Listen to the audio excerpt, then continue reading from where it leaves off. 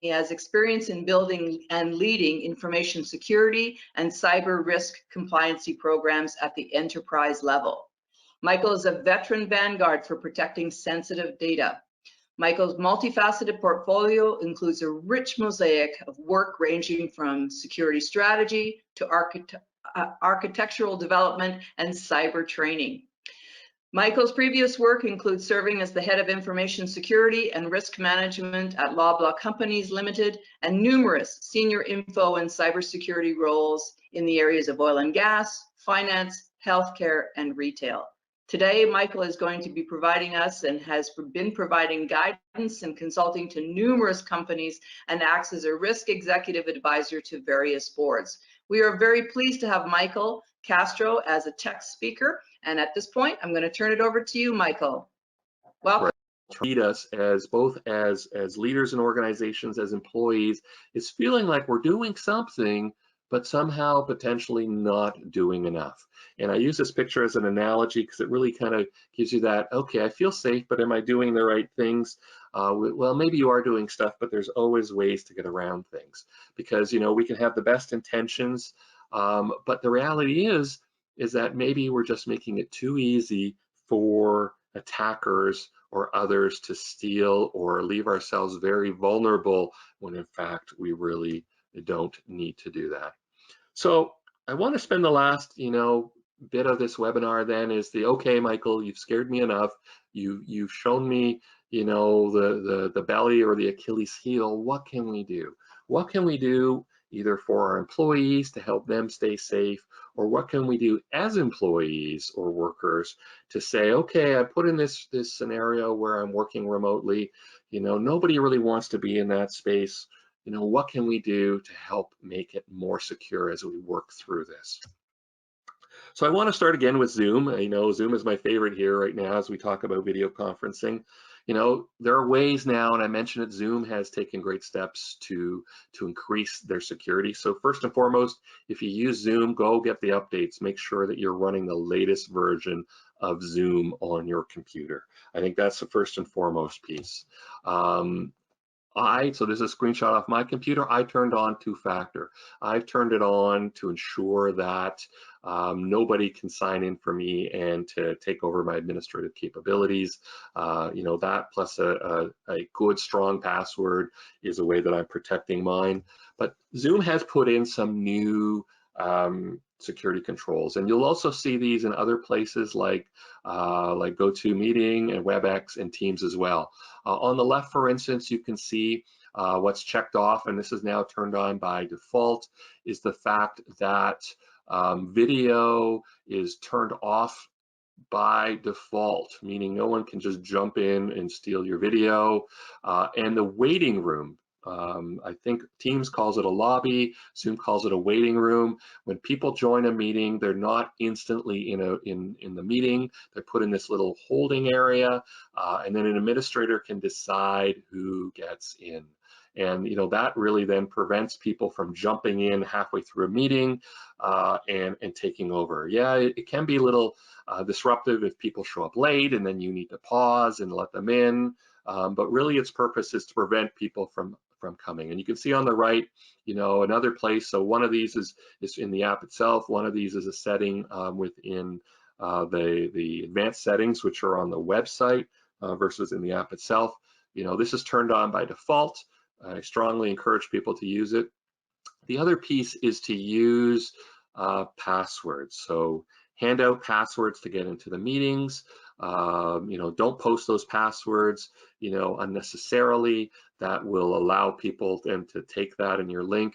Another flaw that Zoom had was that all their meeting IDs were all in order. So, people could guess a meeting ID and just go through the whole bunch of them until they found a meeting that was actually running. You have the ability to change that meeting ID yourself. You should do it. And then over here on the top right, which is brand new as of last week, is Zoom is now allowing you to pick where you want your actual data to flow through. And as you can see, you have the choice. The US is turned on by default, but you can specifically call in or out China, Japan, Latin America, Europe, Australia, and of course Canada. And so, you know, depending on your privacy concerns and where that traffic flows, you can then select how your traffic is transmitted through the Zoom network. So I encourage you to find out that is on their website in their advanced settings to make sure that's safe. If you're not a Zoom meeting and you're a Teams meeting or a WebEx meeting, a user, again, go into those settings, make sure that you're availing on the security settings that are now in place. Whether it be the waiting room lobby, whether it be the passwords, make sure you're taking those steps to protect yourselves in that arena. Some other areas where we can protect ourselves. Well, we have to be careful with email. I've already told you that. You know, requests for payment, these are always there before, where we've always had the fake emails that come in, you know, impersonating people. We saw the email about impersonating for OneDrive. You know, a lot of them have been about, you know, wire transfer fraud. You know, be careful on how you're dealing with those. Don't click on those suspicious emails. You know, when in doubt, contact someone. Even if you're a remote worker, you should still have access to your tech support team, albeit by phone or email.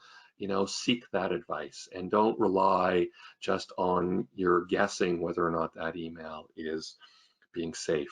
Here's one that a lot of people probably haven't thought about, your digital assistants. If you have an Alexa in your house or a Google Home device, you know, all of a sudden you're holding meetings in the same room where you have one of these devices, and it can be suddenly where your information could be transmitted through that device. You know, there are no secrets out there that those devices are always on. You know, there are a lot of circles where people are saying they're secure, they're not secure. When in doubt, either just turn off the device, stay out of the reach, turn off the microphone when you're doing business conversations or having those business meetings. You know, you really don't want to have that accidental transmission of that information. When it comes to your Wi-Fi, you know, make sure you keep that network secure. So your number one aspect is going to be your internet router. No matter who your provider is, you have a network.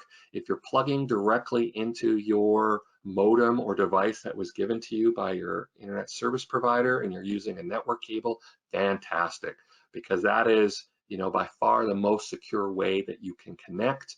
But most of us have Wi-Fi, and you know, Wi-Fi allows us to not have to have a computer sitting right beside our computer, but you have to make sure that is secure. We have to look at ways to, you know, secure this. And you know, even in a post-COVID world, all of these things will still apply. So some of the things you can do, well, you know, you got to change those default passwords. They all come with admin as a username and password. When you get them, you really should be changing that password, because all of those are reachable. All of them have a website that are connected to those routers that are reachable externally. And all it is a username and password, and someone can go in and change your settings, can make it to stop working, or can reroute your traffic somewhere else. Very, very important. You know, go all the way to change even the user's name from admin to something else. It's not going to impact the way you use the device, but you need to have that password and those credentials and protect it no differently than you would want to protect other information that belongs to you. Hey, change the network name. You know, it's great to say, hey, this is the network for, you know, 123 Main Street, but that kind of gives away where that Wi-Fi device is sitting. You know, find a network name or an SSID, as we call it, that is unique. You know, on my network, I have one that is a number that I don't even know how I came up with that number, but it's a number, you know, I know no one in my neighborhood knows that that network belongs to my house. And, you know, it allows me to ensure that someone isn't going to figure out and want to listen on it. Hey, you got to strengthen that encryption. You know, encryption on Wi-Fi networks has come a long, long way. Trust me. You know, if you have an old Wi-Fi device, maybe now's the time to upgrade it. You know, currently WPA2 is the ongoing, you know, standard encryption methodology. Hard to crack, very secure. They've just come out with WPA3. Most devices don't have it. You're okay with WPA2, but make sure that you have that encryption turned on and you're using the one that is most secure for your devices.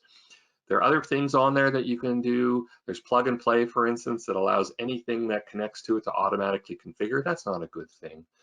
Turn off remote management. This is, allows people to access it externally. Unless you're going to constantly be connecting from someplace other than your home network, which these days I don't think you are, turn that setting off.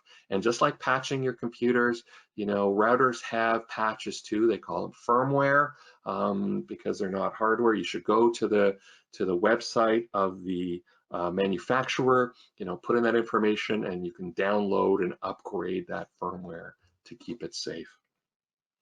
Some other things that you should be doing, hey, patch your systems. I think this goes without saying.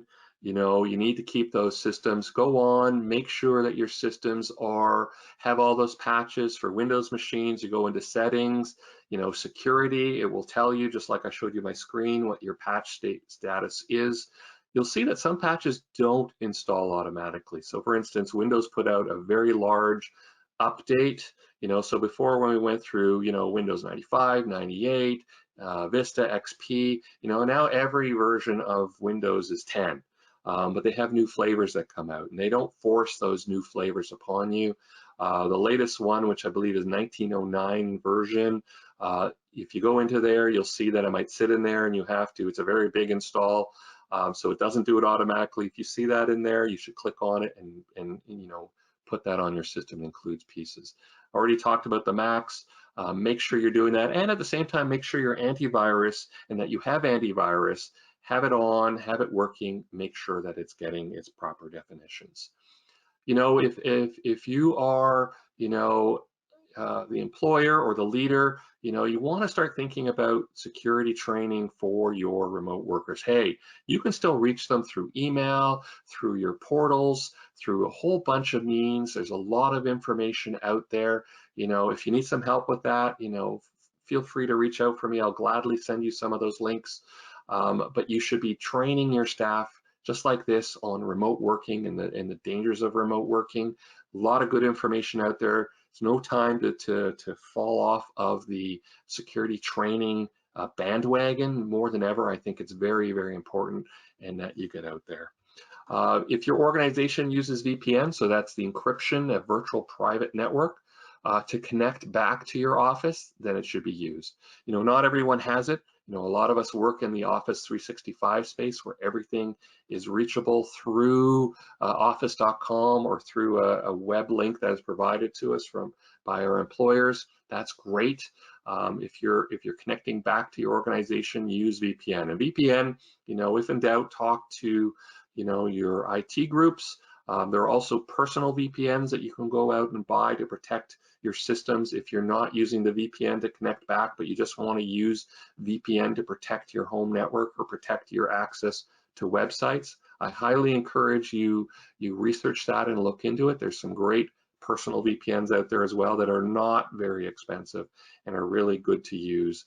I usually tell people that's a good thing to use when you're in coffee shops and in airports and hotels. I don't think we're seeing a lot of that right now, but it's still a good practice to get into. For those, Michael, I was just going to say we've got a little less than 9 minutes left, and we do have a few questions. Yep. So I'm just going to wrap up on this slide, and then we'll be great for that, Ruth Ann. The last 2 points I want to highlight on is policies. If you're the 60% of organizations that don't have policies, start looking at building some. Your organizations have to have those rules in place and have to have a bit of understanding to their employees of what is expected of them. And then lastly, keep that data on your work computers. Don't feel the urge to put it onto your personal computer or onto your iPhone or put it into your personal Dropbox space. That data needs to be protected and really needs to stay secure. So, my last thing I just want to say is, a lot of this has to do when we talk about cybersecurity, we talk about trust. It's very important that everybody, maintains that trust concept. We take what we need to do to stay secure. It's imperative on all of us to whether we're remote or not, to use cybersecurity common sense, stay safe, and stay secure.